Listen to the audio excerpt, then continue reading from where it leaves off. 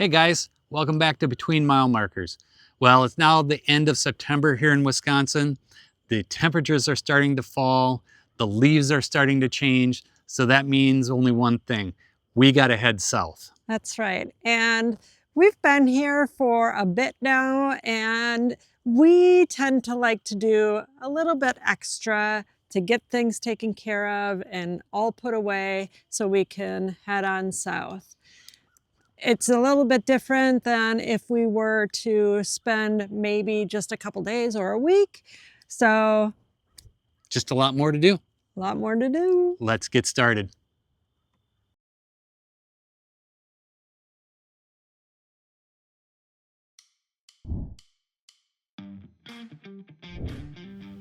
So the first thing that we've got to do is we got to go ahead and get these wheel covers taken off. They've been out in the elements all summer, so they're a little bit grimy, so we're going to wipe them down before we put them away.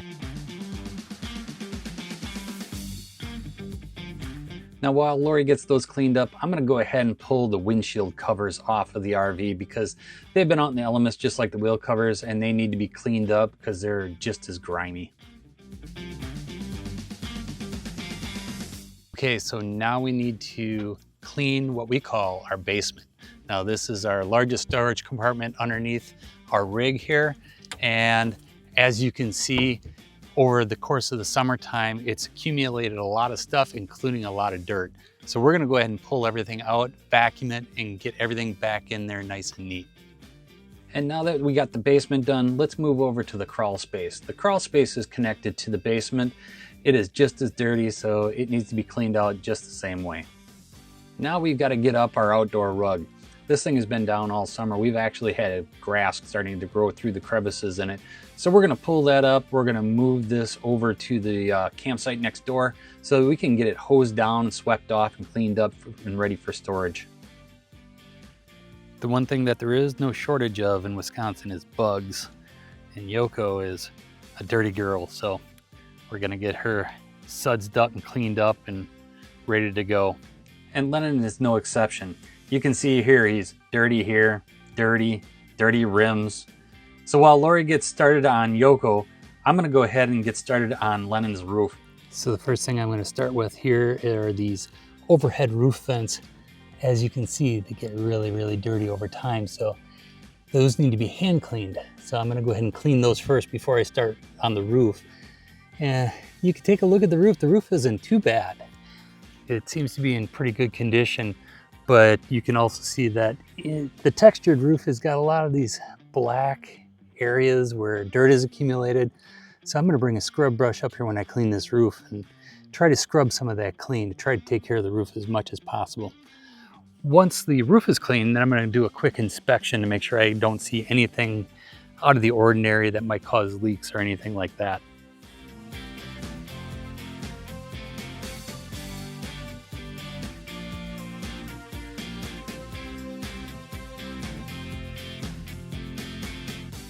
There, those look much better. Now that we got the roof clean, let's move on to washing the rest of Lennon. Now I bought this soap cannon, and this is the first time using it, and the jury is still out on whether or not I like it or not. We'll probably use it one more time, but it didn't work as well as I wanted it to.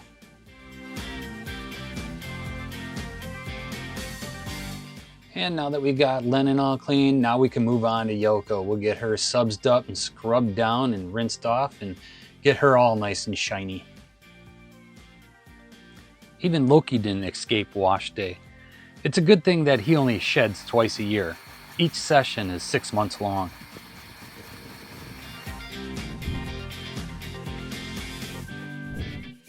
Today we're going to do our final breakdown, which is emptying our black tank and our gray tank, making sure they're nice and clean, and then doing our final cleaning inside. And lastly, we're going to put our tire pressure monitoring system on. So let's get started.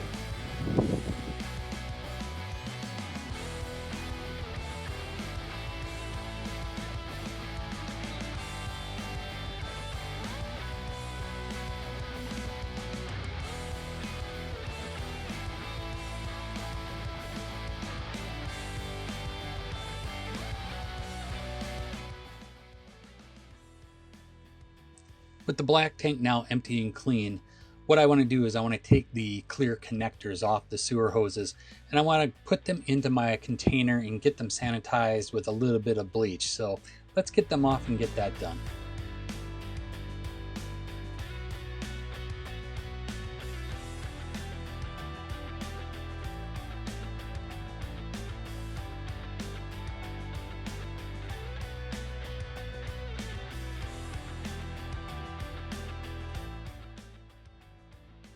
While Lori gets started on the inside, I'm going to go ahead and air up all of our tires with our portable air compressor and put our TPMS system on. Now, the portable air compressor, I've always said, is something you guys should have on your rig at all times. Matter of fact, we did a video that you can check out here that gives you all the essentials that you're going to need for day one. So check it out and let's get going. So now that the outside is pretty much taken care of, we're going to start inside, and first things first, we're going to tackle this area up here. Now, it's kind of the catch-all when we're parked for a bit, you know, for a couple months or whatever, tends to collect all the stuff. So we're going to organize it and then kind of systematically go top to bottom, just kind of like we did from the outside. Don't know what pressure you should be setting your tires at? Well, there's a sticker right inside of your door which should give you all of the information of what it should be set to. On Lennon, the front tires need to be set at 75 pounds and then the rear tires need to be set at 80 pounds.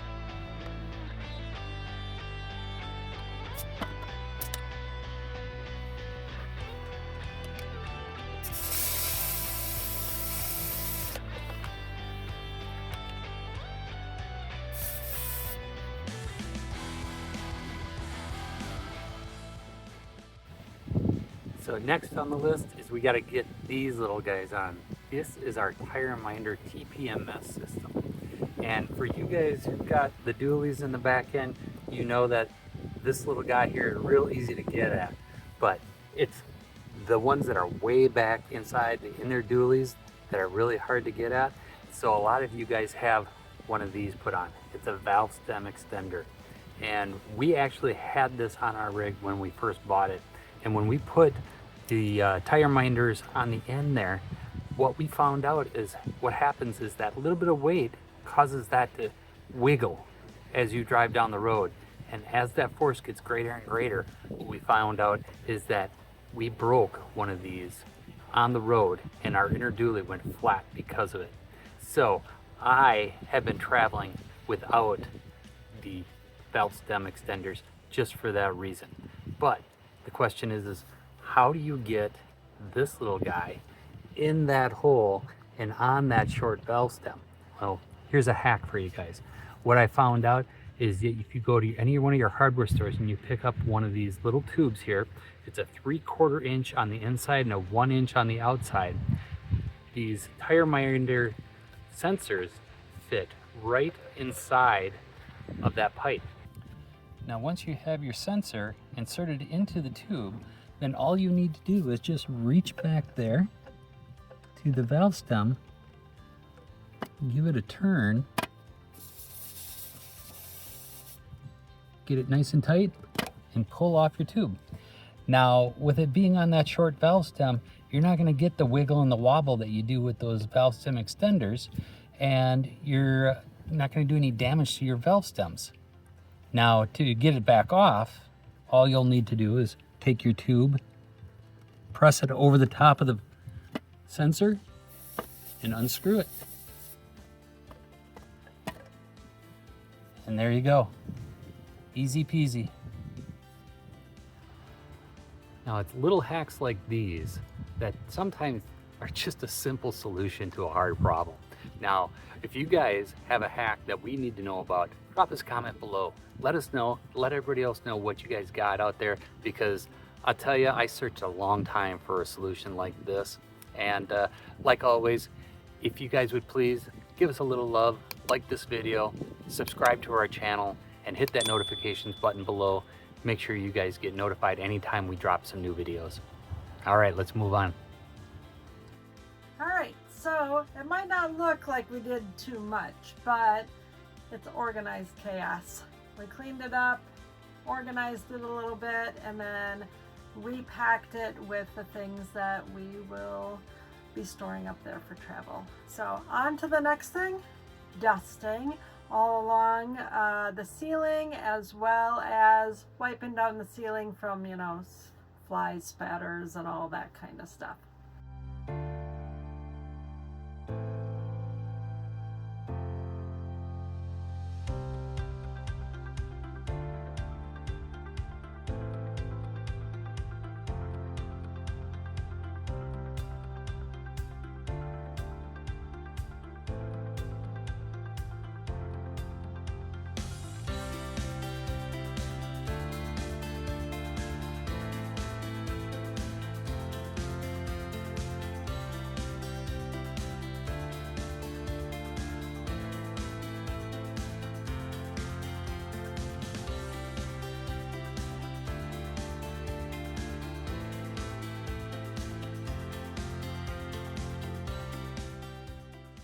I decided not to mount our signal booster to the frame like the manufacturer suggested. Instead, I removed a light from our basement and connected it up to that so that we could use the switch to power and turn it on when we needed it and turn it off when we didn't. Now I'll just reach into the cab here and turn on the Bluetooth adapter. And once we got our blue light, we're ready to go. We'll just go ahead and launch the TireMinder app on my phone.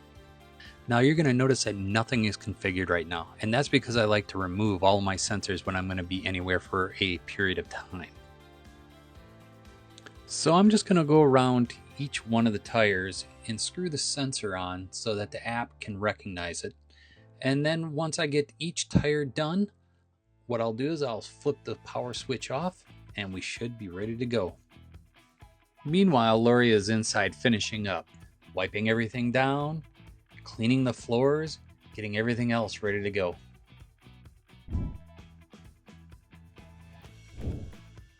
Look who's ready to go. Ready to get out of Dodge. All set for travels. As you can see, we have our attic secured with all of our stuff that we are storing for travel. We have our chairs turned around, ready to travel. Our TV is secured. The refrigerator is secured, along with the inside of the fridge barricaded.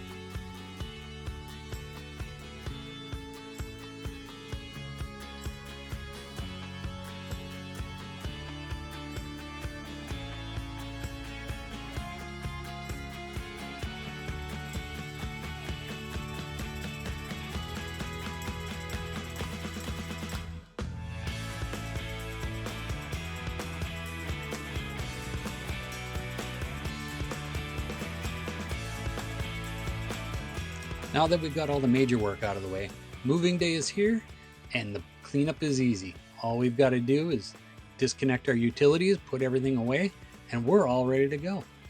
Now I'm sure you guys all have your own checklist for your breakdown process. We'd love to hear what that is, so please drop us a comment below. Let us know exactly what you guys do to break down, see if we missed something. And like always, Give us a like and subscribe below. And don't forget to ring that bell for notifications to be notified every time we drop a new video.